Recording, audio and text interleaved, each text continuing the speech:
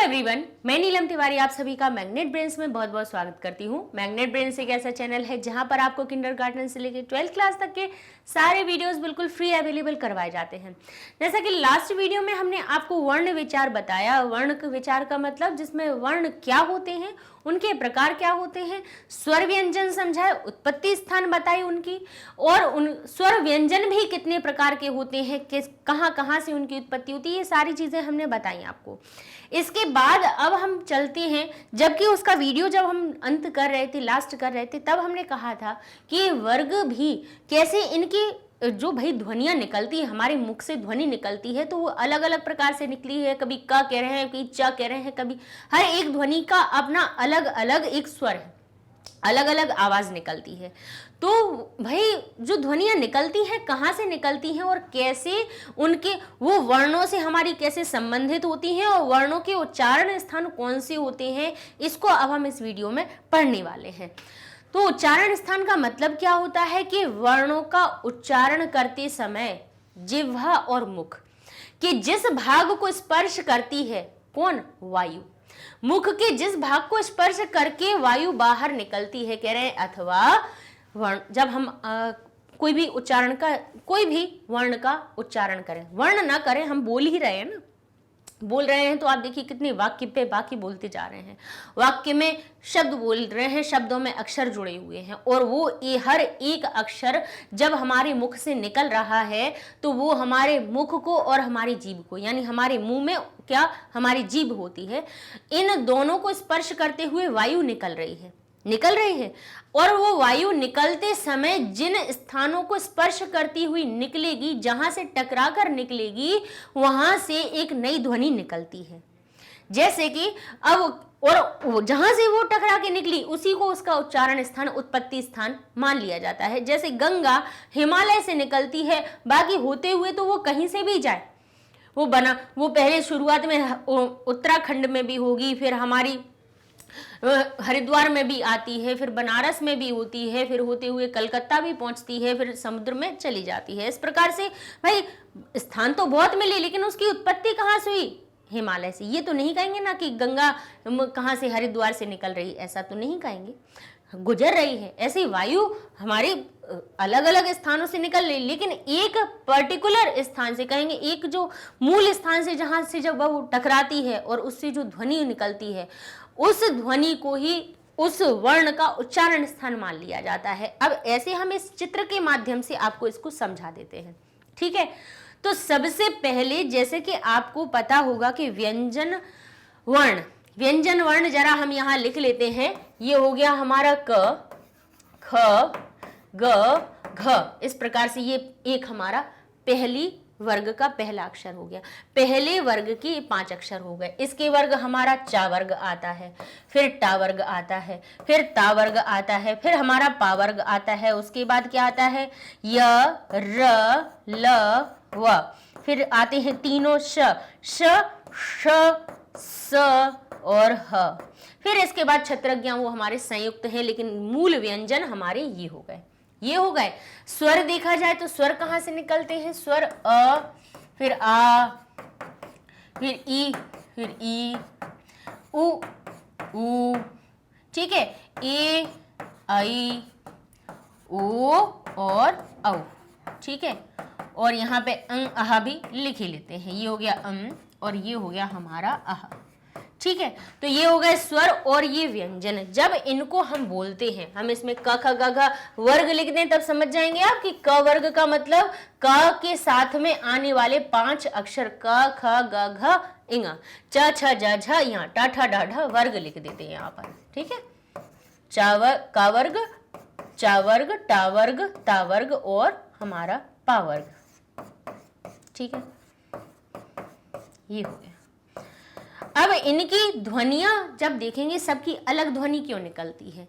क्योंकि जब हमारी मुख से निकलने वाली, हमारे अंदर से निकलने वाली जो वायु है, अलग अलग स्थानों को स्पर्श करती है, अलग अलग स्थानों से टकराती है, अलग अलग स्थानों से निकलती है, तो भाई निकलने का स्थान तो वही है, अंदर से निकल रही है और हमारे गले से होते हुए मुख और नाक से बाहर निकल आती है। लेकिन अलग अलग स्थान कौन कौन से होते हैं, तो सबसे पहले हम चित्र पर आ जाते हैं।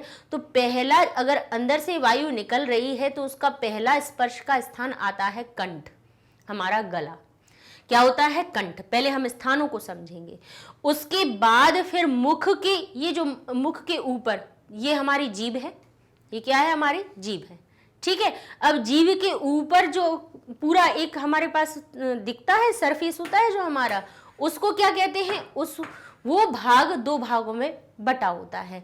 तो जो अंदर से आके पहला जो गहरा स्थान होता है उसको कहते हैं हम तालु। पहले तो स्थानों को समझो कि भाई कौन कौन से स्थान है जहां से स्पर्श करती है हमारी वायु और उससे हमारे वर्ण निकलते हैं, उसको देख रहे हैं। तो पहला जो स्थान होता है वो होता है हमारा कंठ, ठीक है। कंठ हो गया, इसके बाद आता है हमारा तालु। तालु कौन सा हो गया? ये वाला स्थान हो गया।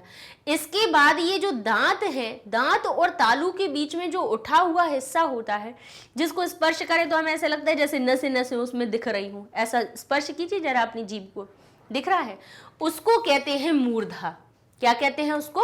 मूर्धा। अब मूर्धा के बाद क्या आता है? कौन सा भाग? ये दांत वाला, जिसको दंत कहते हैं। फिर हमारे दंत होते हैं, और दंत के बाद सबसे बाहर होते हैं जो बंद कर देते हैं हमारे मुंह को, वो होते हैं ओष्ठ। क्या होते हैं? ओष्ठ। तो हमारे पास कितने कितने पहले स्थान बने हमारे मुख में? 5 स्थान बने। पहला कंठ, इसके बाद तालु, इसके बाद हमारा मूर्धा, मूर्धा के बाद हमारे दंत, और दंत के बाद ये हो गए हमारे ओष्ठ, यानी ये हमारे ओंठ हो गए, जिनसे हम होठ कहते हैं, जिनको ओष्ठ, ओष्ठ शब्द होता है संस्कृत का, उसी का संस्कृत का रूप परिवर्तित है, होठ बन गए वो, ठीक है। अब यहीं पे इन्हीं से देखना, यहीं से हमारे वर्ग के सब अक्षर निकलने वाले हैं। कैसे? कि यहां से सबसे पहले ध्वनि टकराई, सबसे पहले ध्वनि टकराई तो वहां से कौन कौन से अक्षर निकले? क के सारे अक्षर निकले। पहले तो स्वर देखेंगे हम कि स्वर, क्योंकि व्यंजन के पहले स्वर आते हैं ना, तो स्वर कौन से होते हैं? अ, आ, ई, उ, ए, आई, ओ, औ, ठीक है, और री, और री, ठीक है। तो पहले हम 2 आ को देखेंगे, वो कहां से निकले? अ, आ, कंठ से ध्वनि निकली, तो कंठ से निकलने वाले 2 स्वर हमारे कौन से हो गए? आ। फिर कहेंगे ई, कहां से निकली? ई निकलने के लिए वायु हमारी तालु से टकराई, तब ई निकली। ऊ को बोलने के लिए देखिए अपने आपके होंठ अलग ही तरह की प्रक्रिया करने लगे। जैसे ही बोला ऊ, तो देखो आपकी चोंच बन गई। वो कैसे बनी? होंठ, होंठ से, क्योंकि वो हमारी वायु टकरा रही है। तो ऊ का उच्चारण स्थान क्या हुआ हमारा? ओष्ठ हो गए। अब इसके बाद कहते हैं ए, आई, ओ, औ। क्या कहा? ए, आई, ओ, औ। ये दोनों कहां से निकले हैं? क्योंकि हमारे 6 अक्षर तो हो गए। अब कहे री कहां से निकली है? री कहां से निकली? हमारी मूर्धा से। री, देखिए री बोलते समय आपकी जो वायु है कहां से? मूर्धा से टकरा रही है, तो री हमारा वहां से निकला। अब इस प्रकार से ये तो हो गए, ये हो गए। अब आप कहेंगे बताइए मैम ए, आई, ओ, औ भी तो होते हैं स्वर, वो कहाँ से? पहले हम स्वर का उच्चारण स्थान बता रहे हैं, फिर इसके बाद हम आपको व्यंजनों पर बाद में ले जाएंगे, ठीक है। अब आप सोच रहे होंगे कि ए, आई, ओ, औ कहाँ गया? तो ए, आई, ओ, औ 2 संयुक्त स्थान से निकलते हैं। कैसे संयुक्त स्थान से निकलते हैं?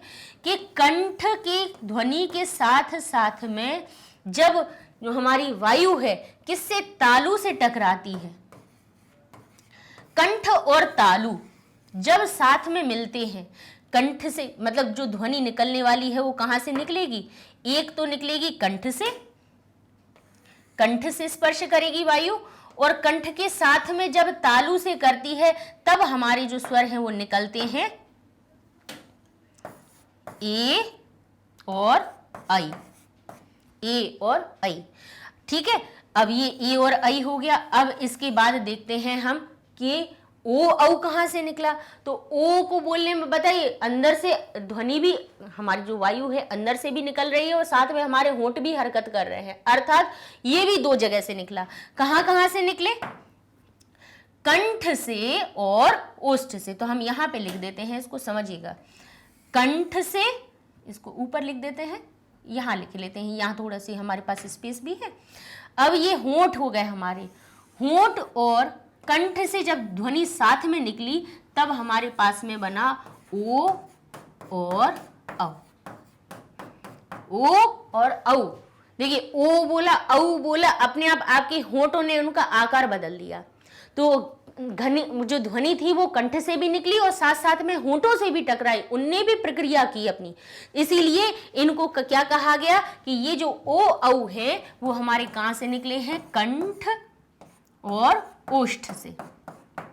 इनका क्या, दो उच्चारण स्थान, संयुक्त उच्चारण स्थान हो गया, कंठ और ओष्ठ। ठीक है, तो ये हमारे सारे स्वर हो गए। अ आ कहां से, कंठ से। ई तालु से। हमारा कौन सा हुआ, उ हमारे कैसे निकले, होंठ से निकले। कंठ और तालु से ए आई और ओ औ हमारा कंठ और ओष्ठ से।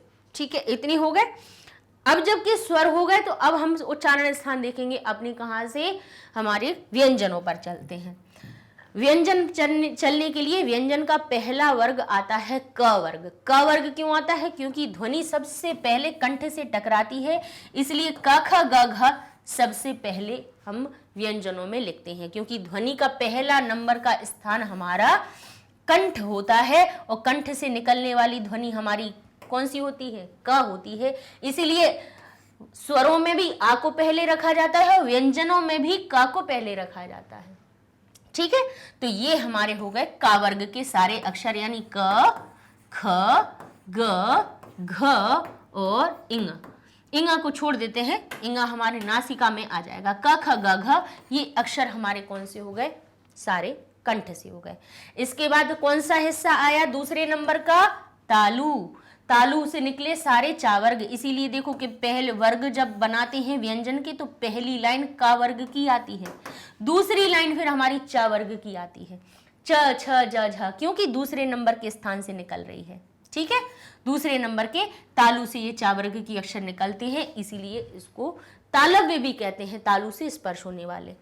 तीसरे नंबर पे टा वर्ग को क्यों रखा जाता है, क्योंकि ये मूर्धा तीसरे नंबर का स्थान है, पहला दूसरा तीसरा, इसीलिए टा वर्ग के ट ठ ड ढ ड़ ये होगा हमारे च छ ज झ और हिया। फिर कहेंगे ट ठ ड ढ ण ढ और ण, ये सब हमारे किस में आते हैं, टा वर्ग में। तीसरे नंबर पे इनको क्यों लिखा जाता है, क्योंकि ये मुख के तीसरे भाग से स्पर्श करके वायु यहां से निकलती है। फिर इसके बाद हमारा चौथे नंबर का स्थान कौन सा होता है, दंत। ये दांत दिखाई दे रहे हैं, ये जो दो दांत दिखाई दे रहे हैं ऊपर नीचे ही रहते हैं सबके, तो यहां से टकरा के जब ध्वनि निकलती है तो ये चतुर्थ स्थान होता है, 1 2 3 4। चौथे नंबर से ता वर्ग, देखिए आपकी जीभ ता था दाधा बोलने में सब में आप दांत से टकराएगी तभी ये ता था दाधा निकलेंगे आपके, इसीलिए इसको व्यंजन की श्रेणी में चौथे नंबर पे रखा जाता है, त थ द ध न। ठीक है, फिर कहते हैं ओष्ठ। सबसे अंत में हमारा जो मुख का भाग आता है वो होते हैं हमारे होंठ, जिसको ओष्ठ कहते हैं।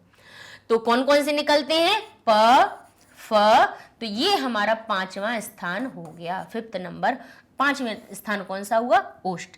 इसीलिए पा फा बा भा की लाइन को पांचवें नंबर पे रखा जाता है, भ और।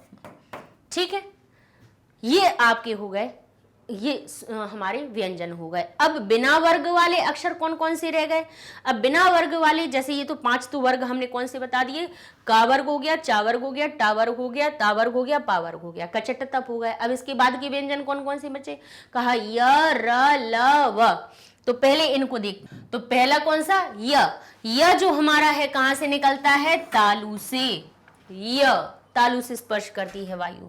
फिर कहते हैं र कहां से निकलता है, हम यहाँ पे लिख देते हैं आपको, री और र ये हमारे निकलते हैं मूर्धा से।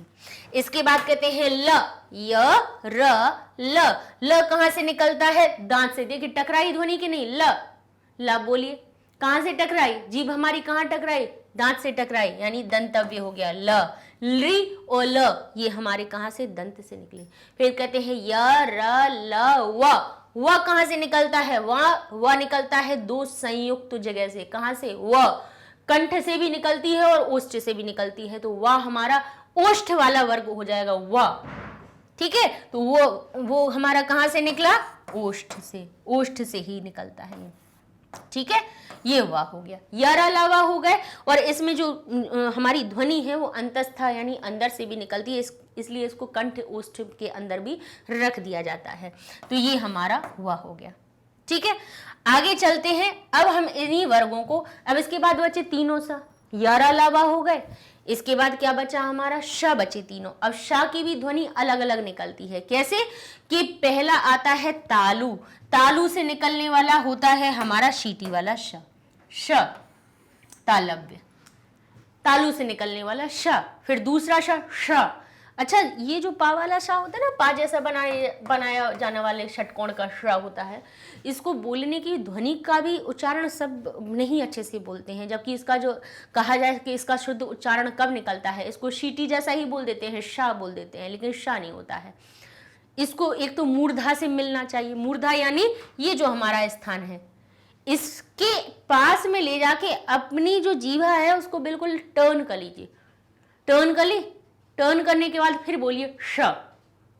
वो जो ध्वनि निकलेगी वो होगी इसकी सही ध्वनि, श। मूर्धा से निकलती है, इसीलिए ये इसका स्थान हमारा मूर्धा हो जाता है। स, ये हमारा कहां से? दांत से टकरा के निकलती है ध्वनि इसकी। हवा कहां से निकल रही है? सा से, तो स हो गया। यार अलावा स कहते हैं श, श, स और ह हमारा कंठ में होता है, तो ये ह हो गया। बस ये हो गई अपनी, हमने पहले स्वर बता दिए, आपको व्यंजन बता दिए। इसके बाद ये सारे अवर्गीय व्यंजन, बिना वर्ग के जो व्यंजन थे, यार अलावा ह, श स स ह, यार अलावा श स स ह हो गए। अब इसके बाद आप कहेंगे कि थोड़ी सी आपके मन में ये प्रश्न है और ये हम आपसे ही पूछना चाहते हैं कि आपने कभी, जब से बचपन से अभी 7th क्लास तक आए, कभी आपने ये नहीं सोचा कि क्यों हम जब व्यंजन पढ़ते हैं तो क्यों हमने पहले का को ही पहले क्यों लिखा? भाई पहले चा से शुरुआत कर देते, आप चा से शुरुआत कर देते, चा छा जा झा या, और फिर लिख देते का खा गा गाएंगा, क्यों नहीं लिखा? तो आज अब ये आपको जवाब मिल गया कि क्यों ऐसा हुआ कि का की लाइन को पहले लिखा गया, चा की लाइन को उसके बाद लिखा गया, क्यों टा को तीसरे नंबर की लाइन में लिखा गया? इसीलिए क्योंकि ये उच्चारण स्थान की वजह से। अब अगर कोई पूछे तब आप बता देना कि हमें पता है कि पहले नंबर का स्थान जब टकराता है तो इसीलिए का वर्ग को पहले लिखा जाता है। दूसरे नंबर के स्थान तालु होता है, तालु से चा वर्ग निकलता है, इसीलिए उसको दूसरे नंबर की लाइन में लिखा रहता है। पहले का, फिर चा की लाइन। फिर हमारे पास तीसरे नंबर का स्थान मूर्धा होता है, इसीलिए टा वर्ग को तीसरे नंबर पे लिखते हैं, और चा वर्ग को क्योंकि वो दांत से टकरा के वायु निकल रही है, इसको चौथे नंबर पर लिखते हैं। और सबसे अंत में जब हमारा मुख का अंत का भाग पा वर्ग होता है, क्योंकि वो ओष्ठ से निकलता है, इसीलिए उसको सबसे लास्ट में वर्गों में लिखा जाता है। ठीक है, अब याद रखिएगा हमेशा, अब नहीं भूलिएगा कि भाई क्यों। अब और कोई अगर पूछे और नहीं किसी को पता हो तो उसको बताना भी, अपने से छोटे भाई बहनों को भी बताना कि भाई हमने सीखा है, हमें पता है कि इन उच्चारण स्थान इनके क्यों, इनको इनकी लाइन आगे पीछे नहीं होती हैं, क्यों ता को पहले नहीं लिख देते हैं, क्यों का की लाइन को नीचे नहीं लिखते हैं। ठीक है, अब यही हमने इसको चार्ट के माध्यम से बता दिया, जिससे कि आप इसको अच्छे से लिख पाए अपने पास। जैसे उत्पत्ति स्थान कौन सा होता है? कंठ। कंठ से निकलने वाले कौन से होते हैं?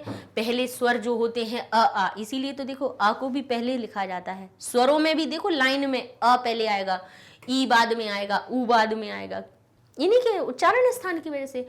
फिर का वर्ग हमारा बनता है और ह आता है विसर्ग, अह।